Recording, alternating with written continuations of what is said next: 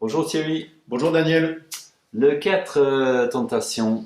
Alors les quatre tentations, c'est la possession, la séduction, la domination et la suspicion. Je vais vous inviter à lire les livres du docteur Vincent Lopi, qui est un médecin psychiatre français, qui est peu connu, mais qui a écrit des superbes bouquins sur le donner-recevoir, sur les abus sexuels. Je ne le connais pas personnellement, mais c'est vraiment quelqu'un qui a des valeurs humanistes et qui est vraiment intéressant. Les quatre tentations là que je vais utiliser, bon, j'utilise son travail parce que j'ai lu la quasi-totalité de ses livres. Et puis, du fait de mon background personnel sur le plan spirituel, j'ai un cousin qui est prêtre, donc en fait, des fois, je l'écoute. Et donc en fait, j'ai utilisé aussi ce qu'il a pu me dire sur les tentations et sur la tradition spirituelle de sa religion à lui. Mais je suis pas là pour ça. Mais ça, on voit bien que par exemple là, la théologie, la psychologie et puis le travail du docteur et médecin psychiatre Vincent Lopi peuvent se rejoindre. Donc au-delà des mots, en fait, pour chaque tentation, je vais vous inviter plutôt à avoir une image de ce que ça représente, puisque je vous rappelle que le cerveau émotionnel et corporel, il ne fonctionne pas avec des mots, que ce soit en anglais ou en français. Ben, en fait, les mots sont juste des vecteurs de sens. Et je vous invite plutôt à avoir une représentation en mouvement de ce que ça représente. Donc la première tentation, ça va être la possession. La deuxième, la séduction. La troisième, la domination. Et la quatrième, la suspicion. La première tentation, c'est la possession. Greedy, greedy, greedy, greedy. I was so greedy before, now I want to be greedy for the United States. You know that or not? Donald Trump. Okay. You don't remember that? So Greedy. yeah, greedy.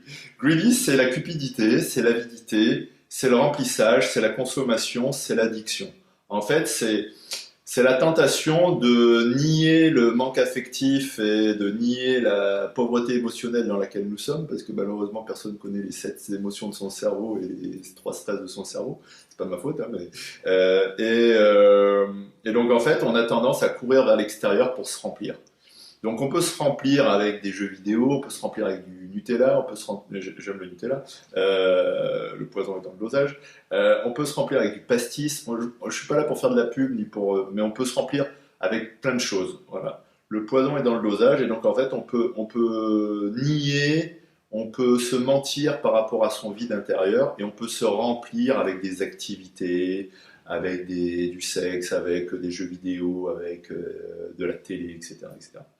Donc la première tentation, c'est de nier la réalité, de nier la responsabilité qu'on a en termes de bonheur collectif et de partage social, et puis de se remplir de façon narcissique ou égoïste ou égocentrique en faisant le plein de soi-même pour se goinfrer. C'est-à-dire qu'on oublie le vide de nos corps et on devient obèse sur le plan physiologique en oubliant le vide affectif.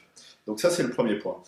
Le docteur Vincent Lopi appelle ça l'avidité, mais je l'ai élargi, vous voyez, par exemple, à la cupidité. J'ai fait un lien avec Donald, qui regarde beaucoup la télévision. Je ne sais pas si vous savez ça. Il regarde la télévision 8 heures par jour, paraît-il. Mais bon, il faut bien se remplir. Alors, le deuxième point, c'est la séduction. La séduction, alors, c'est... la femme de Donald Trump est charmante. C'est l'image, c'est la vanité, c'est gloire et beauté, c'est l'image, c'est l'orgueil. Le docteur Vincent Lopi appelle ça l'orgueil. C'est le faux semblant. En fait, c'est je vais être un peu vulgaire, c'est le piège à la con dont nous parlait déjà Platon avec le mythe de la grotte. C'est-à-dire la différence entre l'image qu'on voit sur le mur de la grotte avec l'ombre et puis la réalité. Donc en fait, l'image est trompeuse. Et puis, l'image, l'orgueil, va amener à croire le film qu'on se fait. C'est-à-dire qu'on se raconte une histoire, on se croit au-dessus des autres, on se croit un demi-dieu, on se croit, je sais pas quoi, on croit qu'on est le prophète ou Jésus-Christ ou je sais pas quoi. Et pour éviter en fait souvent des blessures intérieures et des réalités intérieures, et souvent des mémoires traumatiques qui ont été complètement shut down. Et en fait, l'image, on va se raconter un film et on va s'enfermer dans ces mensonges. C'est-à-dire qu'à la fin, on va croire qu'on est Tony Montana, on va croire qu'on est, oui, Scarface, on va croire qu'on est Al Pacino, on va croire qu'on est je sais pas quoi, alors qu'en fait on est poussière et qu'on finira dans un trou, comme le disait Dutronc. C'est-à-dire quand on demandait à Dutronc qui faisait la chanson faites des trous, on lui demandait comment vous allez finir avec tant de succès, et il disait je finirai dans un trou. Ben, je vous le confirme, on finira tous dans un trou, et on sort d'un trou. Donc en fait on n'est pas grand-chose, et si on rentre dans cette tentation de la séduction, on peut rentrer dans la grandiosité, dans la vanité, dans l'image et dans l'orgueil. Et là en fait on se coupe des autres, parce qu'en fait on va être auto-centré, on va être égocentrique, on va être auto-absorbé par soi, on va auto se satisfaire et on va être dans un déni de la réalité qu'on a besoin des autres pour partager, pour s'épanouir, pour se nourrir, etc. La troisième tentation, c'est la domination. Alors ça, c'est la plus facile parce que les gens le connaissent. C'est l'usage de la force, c'est l'abus de pouvoir, c'est la prise de contrôle, c'est le passage à l'acte, c'est l'exploitation, l'assujettissement, la manipulation. Les gens connaissent ça parce qu'en fait, les gens, quand vous leur dites que la violence, c'est pas bien, que frapper les autres, c'est pas bien, que d'être le plus fort et dire toi tu fermes ta gueule, c'est pas bien, ça les gens ils comprennent. Donc ça c'est la domination. Il est important de savoir que la domination, elle peut être masculine et féminine. C'est-à-dire que dans la domination masculine, c'est souvent la boxe ou le karaté ou le taekwondo ou je sais pas quoi, ou le pistolet qui fait la différence.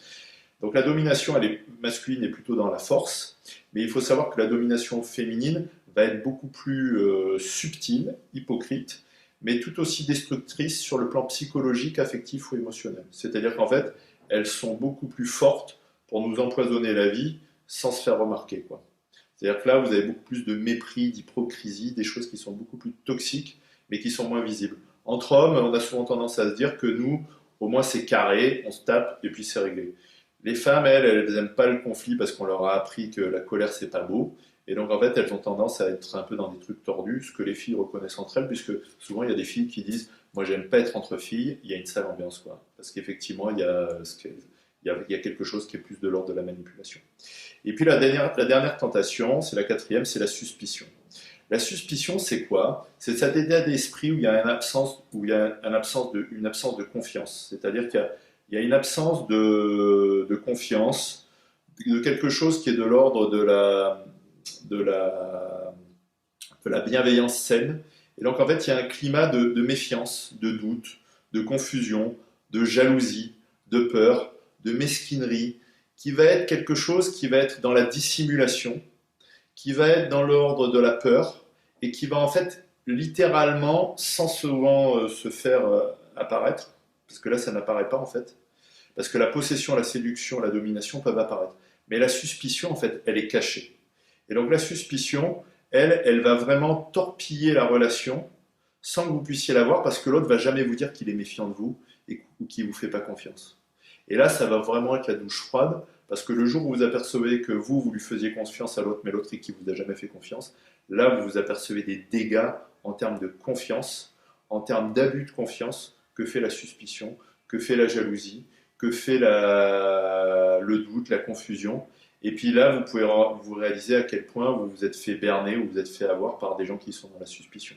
Voilà les 4 tentations qui vont faire qu'en fait, on n'est pas dans la relation avec l'autre, qu'on n'est pas dans la filiation, qu'on n'est pas dans l'engagement sain et moral avec l'autre, qu'on n'est pas dans l'attachement affectif, mais qu'on va être dans des dysfonctionnements de protection, de défense qui vont en fait détruire et abîmer et apporter de la toxicité et de la destructivité dans les relations entre les gens et entre nous, ce qui fait qu'à la fin, on est dans quelque chose qui n'est pas sain, quoi. Voilà Daniel pour les 4 tentations qui sont souvent liées à des abus de pouvoir, puisqu'en fait on pense qu'à soi, on ne pense pas à l'autre. Merci Thierry. Je vous en prie Daniel, merci à vous.